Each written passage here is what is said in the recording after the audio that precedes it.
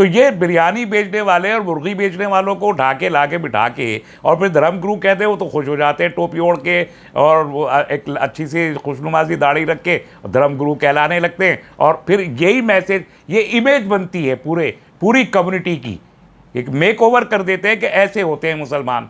मुसलमानों को लेकर एक सवाल आम लोगों का ये है कि पिछले एक हफ्ते से ये देखने में आ रहा है कि जो आप जैसे पढ़े लिखे लोग जो टीवी चैनल्स पर बैठा करते थे, जाहिर सी बात है आप सही तरह से अपनी नुमाइंदगी करते हैं ख़ासतौर से मुसलमानों की, लेकिन अब ये देखने में आ रहा है कि कुछ नए नए चेहरे चैनल्स पर नज़र आ रहे हैं और कई बार ये बहस भी होती है कि जब इस तरह के इश्यूज़ आएँ तो लोगों को टीवी चैनल्स पर ना जाना चाहिए, ख़ासतौर से उन लोगों को जो पूरे मामले की जानकारी नहीं रखते हैं। क्योंकि देखने में ये आ रहा है कि 3-4 जो गेस्ट होते हैं, चाहे वो किसी फॉरेन डिप्लोमेट्स को बिठाया हुआ हो, आरएसएस थिंकर हो, बीजेपी का प्रवक्ता हो, या उसके अलावा रक्षा विशेषज्ञ के तौर पर जिस तरह से आरएसएस के माइंडेड लोगों को बिठाया जाता है, तमाम लोग वो उस गेस्ट पर, मुस्लिम गेस्ट पर, और एंकर तो सबकी वो करता ही है, 5 लोग मिलकर के एक साथ उसके ऊपर जो है पिल पड़ते हैं। उसको लेकर कहीं ना कहीं मुसलमानों में, आम मुसलमानों में नाराज़गी है।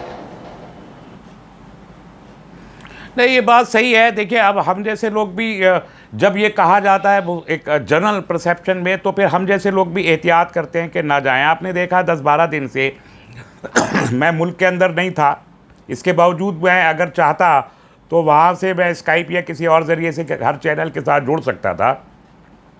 लेकिन हालात जब तक पता ना हो पूरे और ठीक से अंदाज़ा ना हो कि ऊँट किस करवट बैठने वाला है, हमको टेलीविज़न के एटीट्यूड का, एंकर्स के एटीट्यूड का पता है, तो उस हालत में जब तक पूरी इन्फॉर्मेशन ना हो किसी को भी बैठना ना चाहिए। हम लोग तो पहले से भी पढ़ते रहे तो मालूम है कि क्या है, फिर भी बोल सकते थे।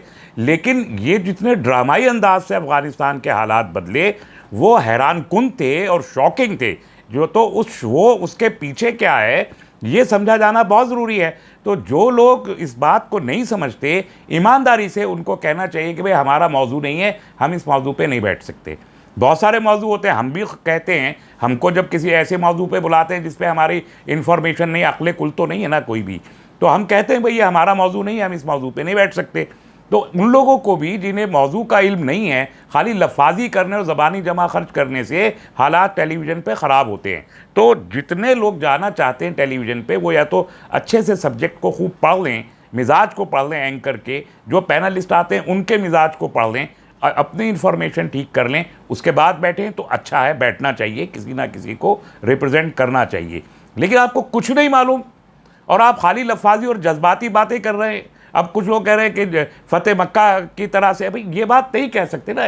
इतना जज्बाती रिएक्शन आप बच्चों की तरह से छोटी सी चीज़ तो टॉफ़ी लेके खुश हो जाएं, उछलने लगें, छोटी सी गलत हमारे मिजाज के ख़िलाफ़ बात हो जाए तो हम रोना पीटना शुरू कर दें, ये मिजाज अच्छा नहीं है, संजीदा मिजाज नहीं है। तो और ये बहुत संजीदा मसला है। इससे आने वाले ज़माने में अगले 10-15 साल में इस खित्ते की सलामती को, पूरे खित्ते की, सिर्फ भारत नहीं, पूरे खित्ते की सलामती को जो ख़तरात लाक होने वाले हैं उसका भी मुशाहिदा होना चाहिए। ये एक छोटी सी बात नहीं है। अफ़गानिस्तान में तालिबान का आना बहुत बड़ी और बड़े दूररस नताइज इसके निकलने वाले हैं अनकरीब। उस सब की जिनको स्टडी हो वो बैठें और जो जिनको नहीं है वो बराए करम इस मौजू पे तबादला ख्याल ना करें। वो उनके डॉक्टर साहब देखने में आ रहा है कि कुछ नए नए चेहरे दिखाई दे रहे हैं। शायद आप लोगों ने जाना छोड़ दिया है जो ख़ास तौर से आम दिनों में दिखाई देते थे।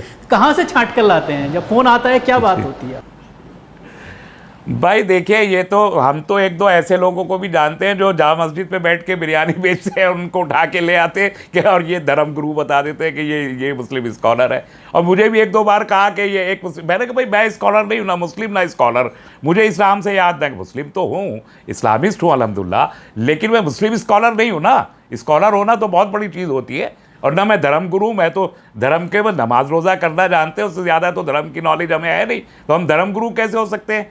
तो ये बिरयानी बेचने वाले और मुर्गी बेचने वालों को उठा के ला के बिठा के और फिर धर्म गुरु कहते हैं, वो तो खुश हो जाते हैं टोपी ओढ़ के और वो एक अच्छी सी खुशनुमा सी दाढ़ी रख के धर्म गुरु कहलाने लगते हैं। और फिर यही मैसेज, ये इमेज बनती है पूरी कम्युनिटी की, एक मेक ओवर कर देते हैं कि ऐसे होते हैं मुसलमान।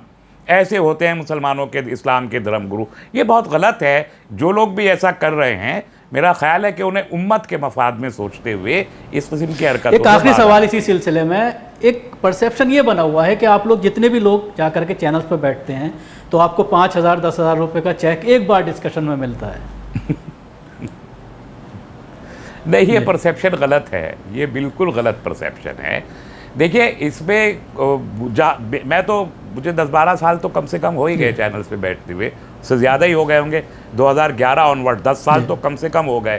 तो कुछ चैनल्स देखिए, जो पॉलिटिकल लोग हैं, पॉलिटिकल पार्टीज़ के लोग हैं, पॉलिटिकल पार्टी वालों को तो एक नया पैसा बिल्कुल किसी भी चैनल से नहीं मिलता। पॉलिटिकल पार्टी के स्पोक्स पर्सन, जैसे मैं SDPI से जाता हूँ आमतौर पर, कुछ नहीं मिलता। लेकिन कुछ जो पॉलिटिकल पार्टी के नहीं, ऐसी फर्जी नाम की ऑर्गेनाइजेशन बना के कोई बैठ जाते हैं, उन लोगों को जो बड़े चैनल हैं वो 3,000-4,000 रुपये कुछ देते हैं। सबके अलग अलग है, लेकिन वो बहुत बड़े चैनल्स हैं, वो सारे चैनल्स नहीं हैं। लेकिन जो हिंदी के ये चैनल हैं तो बिल्कुल भी कुछ नहीं देते हैं। तो कुछ चैनल्स देते हैं लेकिन सब नहीं देते, और वो भी गुनाह बेलज्जत कह सकते हैं इसको भी। जी